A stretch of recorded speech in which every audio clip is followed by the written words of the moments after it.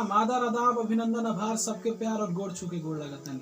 मैं हूं ऋषि कुमार गुप्ता। मैं आपका स्वागत करता हूं ऋषुस कलेक्शन ऑफ पोएट्री का विशेष प्रस्तुति, जिसका नाम है द ऋषि गुप्ता शो। आज का हमारा टॉपिक है भारत के गांवों की इन स्थितियों का जिम्मेदार कौन।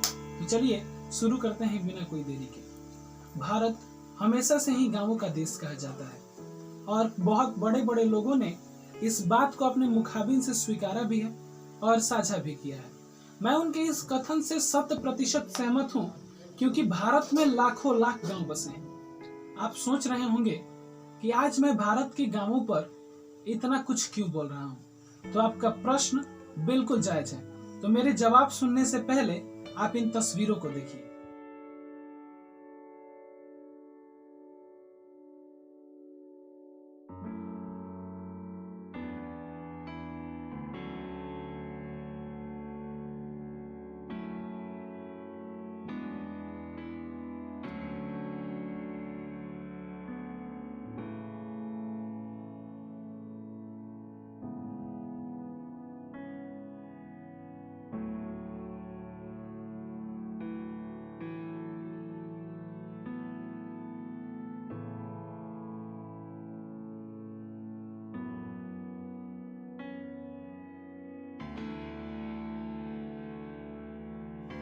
आप इन तस्वीरों को देखकर सोच रहे होंगे कि जो 15-16 दिन बारिश हुई है, उसी का फलस्वरूप गांव की गलियों का यह हालत हुआ है। तो उससे पहले आप इन तस्वीरों को भी देखिए।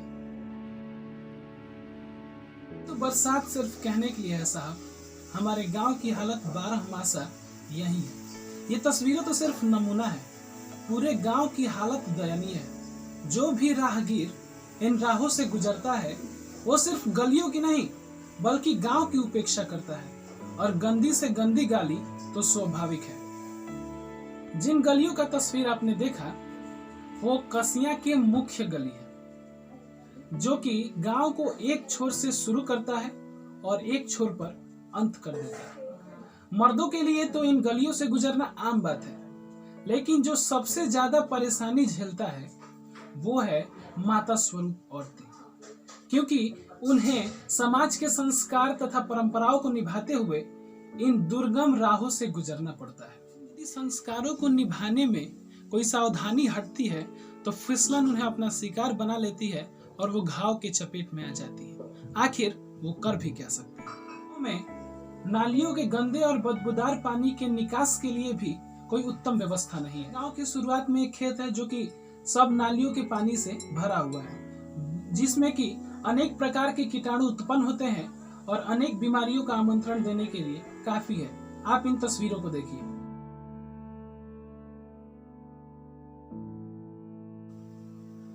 जब हमारी उम्र 5 से 6 वर्ष हुआ करती थी, तब भी हमारे गांव की हालत यही थी, और आज जब हम 18 से 19 वर्ष के हो गए, तब भी हमारे गांव की हालत समान बरकरार है।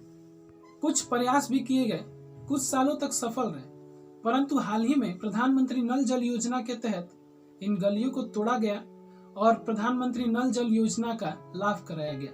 लाभ कराने के बाद इन टूटी हुई नालियों को इस कदर बनवाया गया कि घर से निकलने वाले सारे गंदे पानी गलियों में जाकर इकट्ठा होने लगे। टूटी हुई गलियों को भूल जाया गया और फलस्वरूप आप तस्वीरों को देख सकते हैं।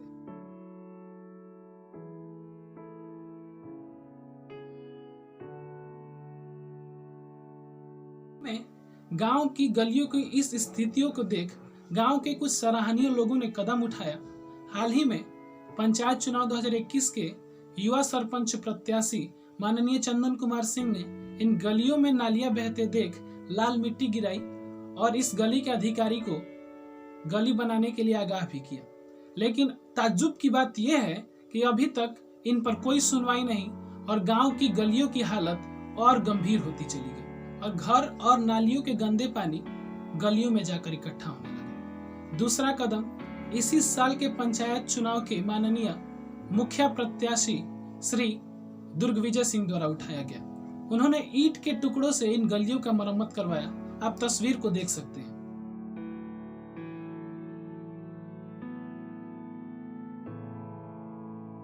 वाली बात है कि बकरे की माई कब तक खैर मनाएगी। इन कार्यकर्ताओं का कदम सराहनीय है और उम्मीद करते हैं कि सत्ता में आने के बाद भी ऐसे ही सराहनीय कदम उठाए जाएंगे ताकि हमारे गांव का पूर्ण रूप से विकास हो सके।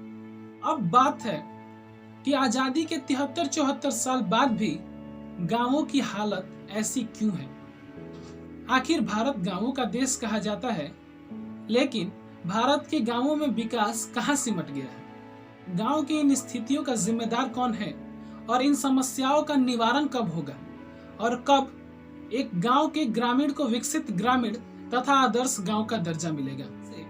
इस हालत का अधिकतम जिम्मेदार हमारी ग्रामीण जनता है, क्योंकि जब चुनाव का समय आता है तो वो भावी समाज सेवी कर्मठ तथा जुझारू प्रत्याशी को नहीं चुनती। दाताओं जैसे मूर्ख व्यापारी कहीं नहीं देखा है, क्योंकि चंद पैसे, मांस मछली की पार्टी और शराब के बहकावे में आकर अपना बहुमूल्य वोट बेच देते हैं।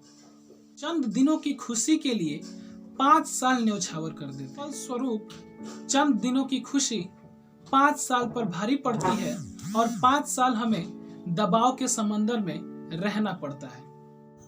कष्टों के बादल हमें घेरे रहे। आखिर हम कर भी क्या सकते हैं। हमारे वोट से जीतने वाला प्रत्याशी जीतकर सत्ता में बैठ गया और हमारी समस्याओं को भूल गया। फिर जब चुनाव आएगा तो वो हमारे पास आएगा, हमारा पैर पकड़ेगा, हमसे मीठी मीठी बातें करेगा, हमें चंद पैसे देगा, मांस मछली की पार्टी देगा। हमारे दुख सुख के ऐसे साथी बन जाएंगे जैसे कि वो आजीवन हमें छोड़ने नहीं वाले। और फिर क्या होगा, चुनाव जीतने के बाद चाचा, भैया, माई, बहन सबको भूल जाएंगे और पूछेंगे कि आप हमारे हैं कौन। यही चंद दिनों की खुशी के लिए हम अपना बहुमूल्य वोट फिर बेच देंगे और उसी आदमी को सत्ता में लाएंगे जो कि पहले भी हमारे समस्याओं को भूल गया था, और फिर हमारा वही हाल होगा जो कि पहले था और शायद इससे भी बदतर हो सकता है। मसला आपके हाथ में है कि आप वही किल्लत की जिंदगी जीना चाहते हैं या फिर हमें हमारा उज्जवल भविष्य देंगे। यदि हम गुणी, साक्षर, समाज सेवी तथा कर्मठ प्रत्याशी को चुनते हैं तो सिर्फ गांव का विकास नहीं होगा, सिर्फ गांव विकसित नहीं होगी, बल्कि हमारा भविष्य उज्जवल होगा। जिम्मेदार सत्ता में बैठे लोग तथा सरकार भी है। मैं इनके बारे में कुछ नहीं कहूंगा, क्योंकि मुस्कुराइए, आप भारत के उलझे हुए सिस्टम में हैं। मैं यहीं कहकर अपने वाणी पर विराम लगाता हूँ। हंसते रहिए, मुस्कुराते रहिए और देखते रहिए दरिशुभ तसो। फिर हम अगले एपिसोड में और नए विषय पर चर्चा करेंगे। तब तक के लिए बहुत बहुत धन्यवाद।